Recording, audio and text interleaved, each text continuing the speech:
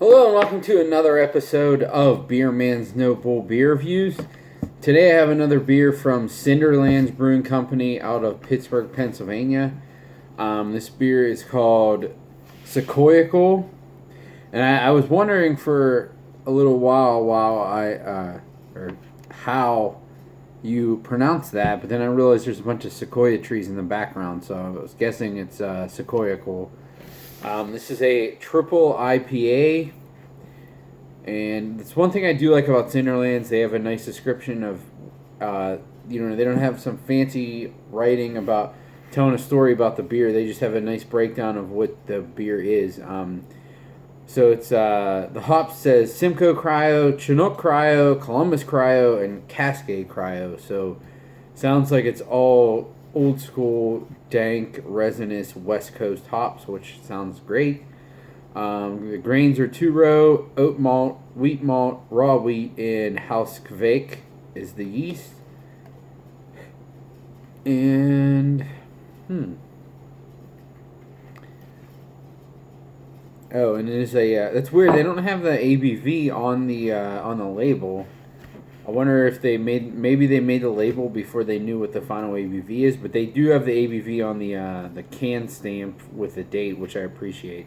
It's 10.5 ABV. So I've not had this yet. I'm pretty excited. I'm gonna crack it open and see what we got. Most of the hoppy stuff I've had from them has been very, very good. So pretty excited for this. I don't think I've had a triple IPA from them, so we'll see. Triple IPAs are definitely very tricky to cover up the alcohol and to cover up the residual sweetness from the malts you got to put in it to get to that alcohol. It's not an easy thing to do, but anyways, as you can see, this pours a really hazy, darker golden color, almost an orange with about a finger's worth of fluffy white head. Oh man, that smells dank. That seriously just smells like weed. But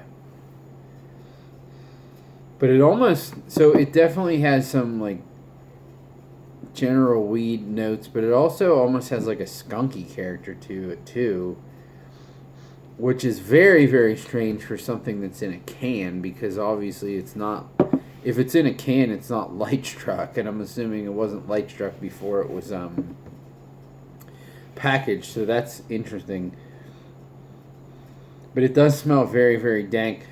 I will say I'm really not getting much malt character. I'm also not getting any booze either, so that is a testament to them. I mean, it just smells like weed juice, so we'll see what it tastes like.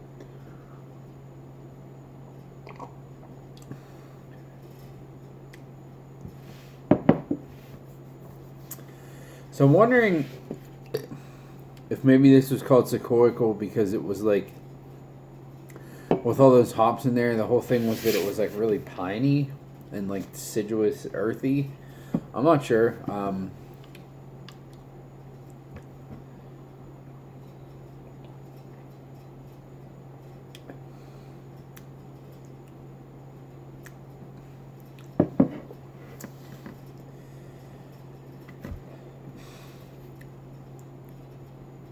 It is definitely a little sweet, a little syrupy, but I will say that it's not very boozy, which is pretty impressive for a 10.5 IPA. You do get the flavor is very, very similar to the aroma. It's very dank, very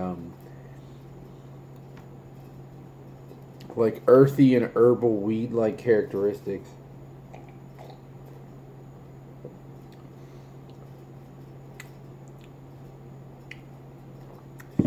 It does put off some a little bit of that like oniony, garlicky character that some IPAs have. It's not super strong though. I would say it's definitely still more on the dank side than like the oniony, garlicky character. And it finishes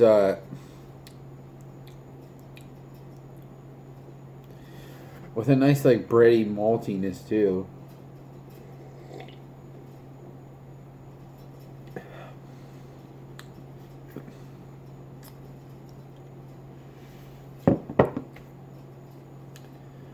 It's weird, so now I'm going back in more and more, and it's slightly warming up from when I first poured it. I know it's only been 5 minutes, but still, that can change just in that short amount of time. I am picking up a little more alcohol in the taste, but I'm not getting it like in the throat, which is weird because usually it's the opposite. If something hides alcohol well, I'll get it here, but I won't taste it. But here I'm tasting it. It's only minimal though, but I'm not getting it in the throat. Like the only way that I can tell that this is like as big as it is because it's a little like thick and syrupy, which is almost impossible to avoid for an IPA that's this big if you're not going to have like a big caramely malt base. But I think this is pretty impressive. Any IPAs, any New England style,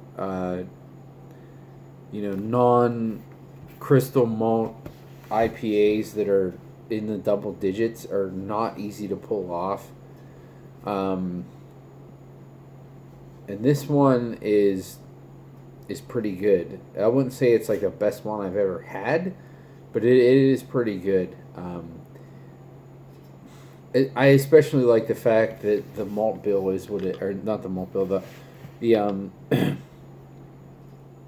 the hop schedule is not schedule, but the different hops that are in this are what they are because I'm a huge fan of Simcoe and Columbus. Chinook, give or take, and Cascade, it is what it is, but I'm a big fan of Columbus and Simcoe. And this is just like dank oniony juice, slightly, or dank and garlicky juice.